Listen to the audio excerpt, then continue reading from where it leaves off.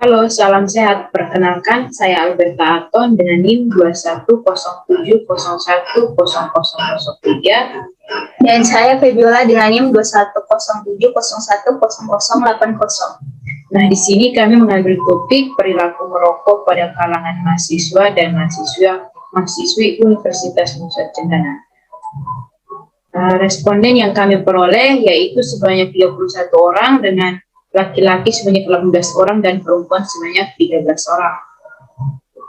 Di sini kami juga mengelompokkan responden berdasarkan semester, terdiri dari semester 1, 3, 5, 7, dan semester 9. Jumlahnya yaitu 4 orang, 15 orang, 10 orang, 2 orang, dan 1 orang pada masing-masing semester. Lalu ada pengelompokan responden berdasarkan umur. Responden dengan presentasi tertinggi ada pada umur 19 tahun dengan presentasi 38,6%, dan responden terendah ada pada umur 17, 34, 22, 23 dengan presentasi 3,2% atau sebanyak 1 orang.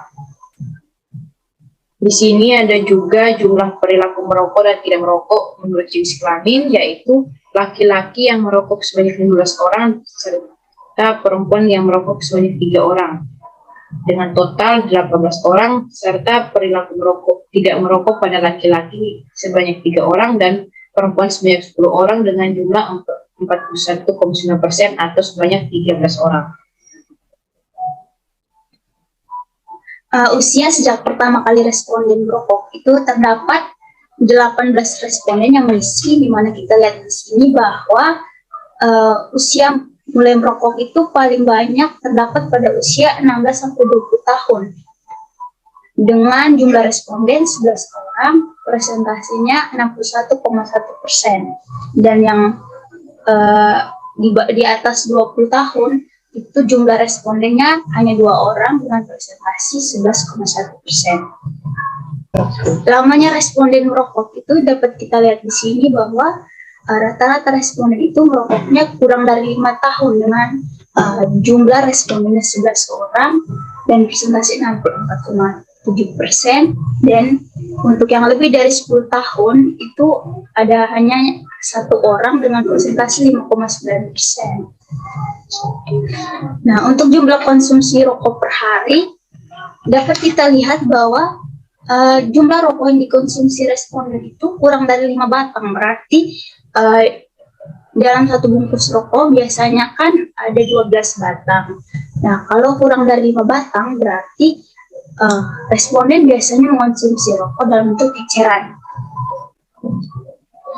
Untuk data lainnya, merek rokok yang paling sering dikonsumsi itu rokok Surya, dan kita tahu bahwa rokok Surya itu sekarang dengan harga 2.000 per batang, dan masing-masing jenis rokok lainnya itu hanya 1%. Untuk alasan awal responden merokok ini, mereka hanya coba-coba saja. Jadi ada 58,8% responden yang awal merokok hanya karena ingin coba-coba. Dan untuk ditawari teman, 12,6% itu mungkin karena akibat mereka sering bergaul atau sering berkumpul bersama teman, sehingga teman yang merokok akan mempengaruhi mereka untuk merokok. Biasanya responden itu merokok karena sedang berkumpul bersama teman. Jadi ketika teman merokok, mereka juga akan merokok. Nah, untuk yang selesai makan dan setiap ada kesempatan itu masing-masing 25% dan 31,3%. Keadaan yang membuat responden ini merokok itu paling banyak ketika mereka sedang merasa bosan. Jadi ketika sedang tidak ada kegiatan lainnya atau sedang santai, itu mereka cenderung akan meluangkan waktunya untuk merokok. Untuk niat menghilangkan kebiasaan merokok itu sini ada 17 jawaban, dan rata-rata mereka mempunyai niat untuk menghilangkan kebiasaan merokok. Dan di sini sudah dicantumkan 12 niat dari responden untuk berhenti merokok. Nah, setelah hasil penelitian ini kami lakukan terhadap perilaku merokok mahasiswa dan mahasiswi Undana, kami berdua membuat beberapa kebijakan yang mungkin akan dipertimbangkan, kami berharap akan dipertimbangkan oleh pemerintah. Yaitu kebijakan pertama itu mungkin bisa dengan menaikkan harga rokok menjadi 2 kali lipat dari harga sebelumnya. Kan sebelumnya pemerintah menaikkan harga hanya 1.000 atau 500 dan itu tidak berpengaruh. Yang kedua, saat membeli rokok diusahakan untuk membawa serta dengan kartu tanda penduduk, karena dari data yang kami teliti ternyata ada juga responden yang mulai merokok itu di bawah umur 17 tahun. Yang ketiga, jualan rokok dalam bentuk bungkus, karena kalau jual dalam bentuk eceran itu biasanya akan lebih banyak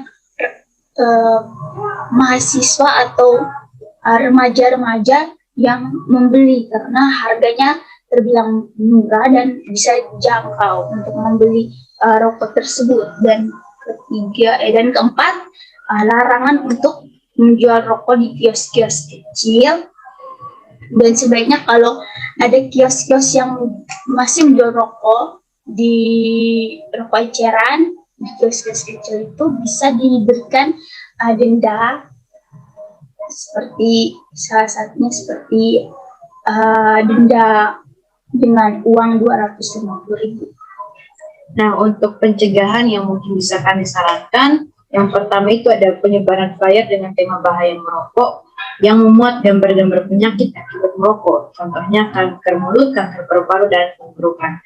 Nah, saran dari kami untuk pencegahan bagian pertama ini ada baiknya gambar-gambar yang dimuat di dalam flyer tersebut itu gambar-gambarnya terlihat lebih parah atau penyakitnya terlihat lebih kronis, sehingga bisa menekan perilaku merokok pada remaja, terkhususnya yang masih di bawah umur, agar ketika melihat gambar tersebut mereka mungkin ada timbul rasa takut untuk mencoba rokok.